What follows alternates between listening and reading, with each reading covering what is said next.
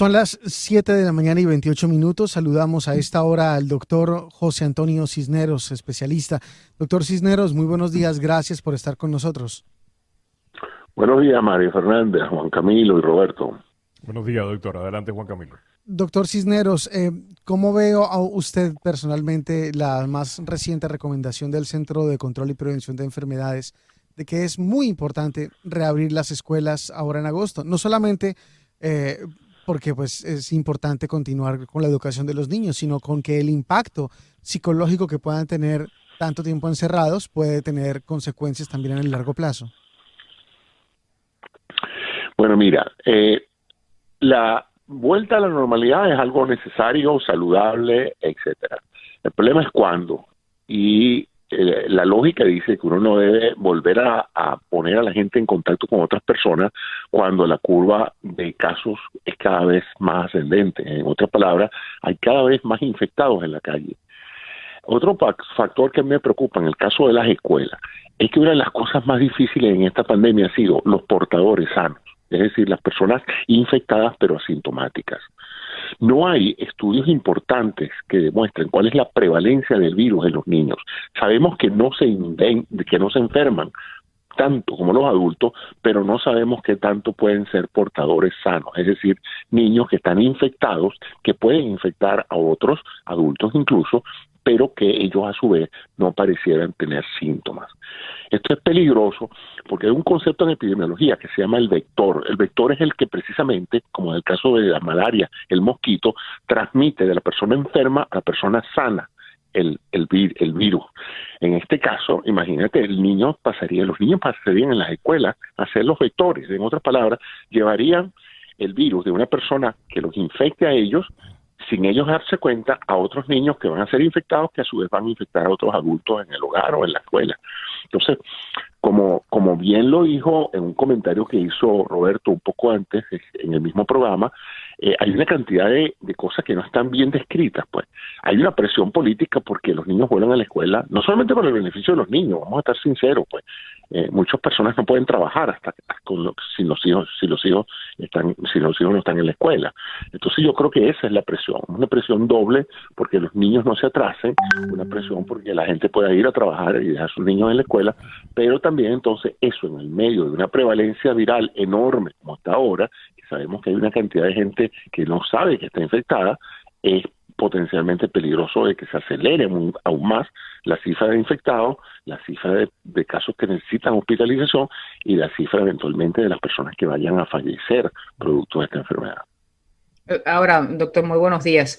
En el día de ayer escuchábamos, ¿no?, las consecuencias y cuando uno entra a la página del CDC, la importancia de por qué los niños tienen que ir a la escuela, porque retrasan su educación desde la casa, porque les propicia el aislamiento, a no relacionarse con otros niños, la depresión. El presidente inclusive ayer dijo que esto propicia que los niños se queden en la casa, propicia que se dediquen, que aumente la drogadicción y hasta el intento de suicidio. Tan malo es que los niños se queden en la casa cuando tenemos una pandemia. O sea, si tuviese que poner en la balanza como médico, como especialista de la salud, y sabemos que tener el niño todo el día en la casa tiene sus afecciones, pero cuando tenemos esta pandemia andando alrededor nuestro, si tuviese como profesional que poner en la balanza.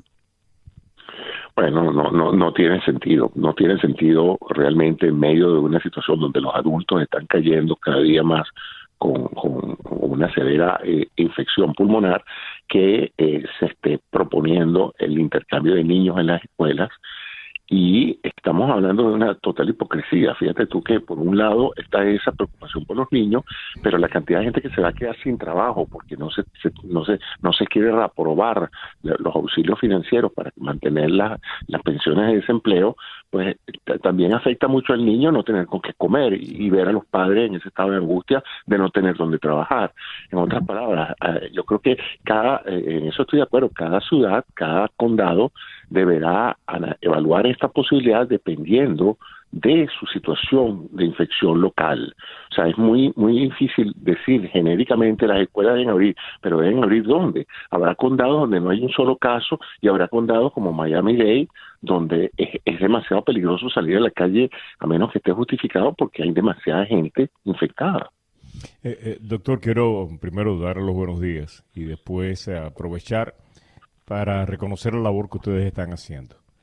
Una labor que están haciendo ante la bobería, la manipulación política, la demagogia, la desinformación, la gente que ve una conspiración donde quiera, los que acusan a los médicos de cambiar los certificados de defunción solamente por motivos políticos, y a los hospitales cambiar también la naturaleza del fallecimiento de una persona para cobrar más en un seguro médico.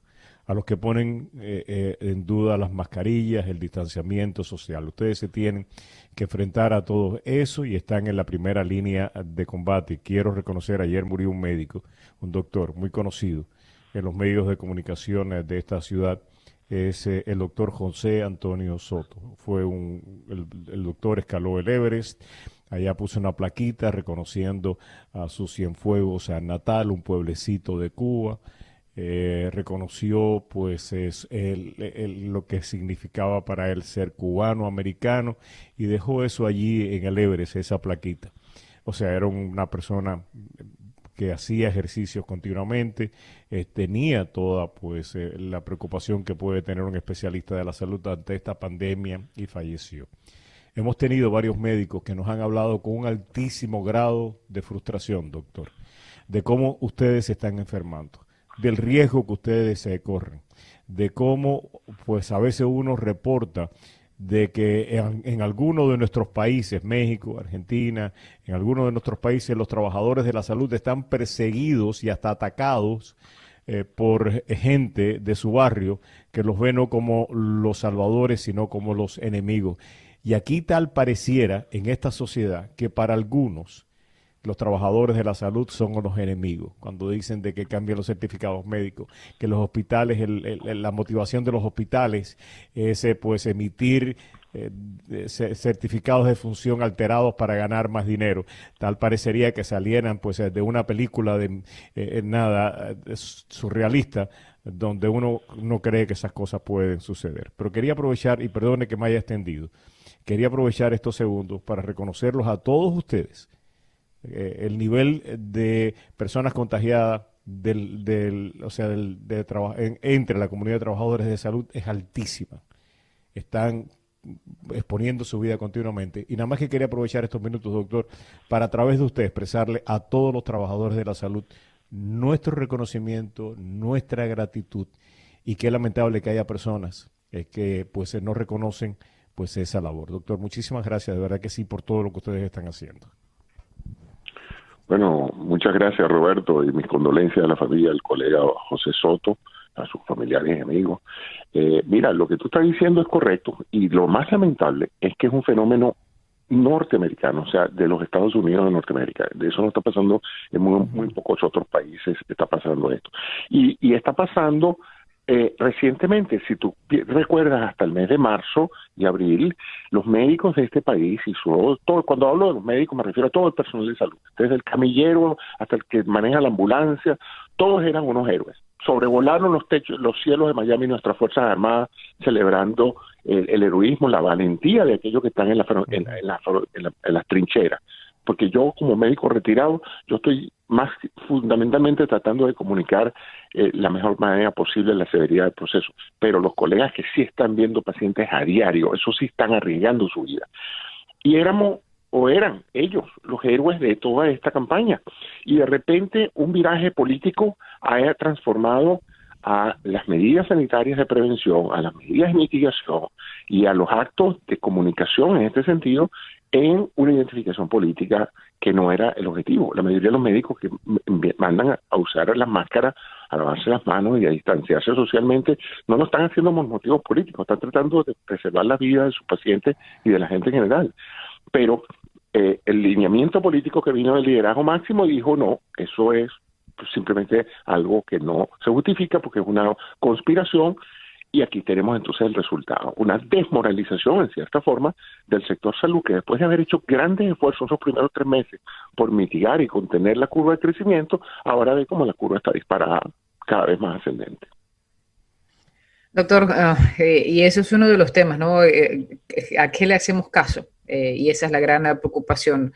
Y cuando vemos que el CDC va cambiando algunos de los lineamientos para estar más de acuerdo, no solo en el tema de las escuelas, sabemos que también esta semana han cambiado los lineamientos en la cantidad de tiempo que las personas tienen que permanecer encerradas.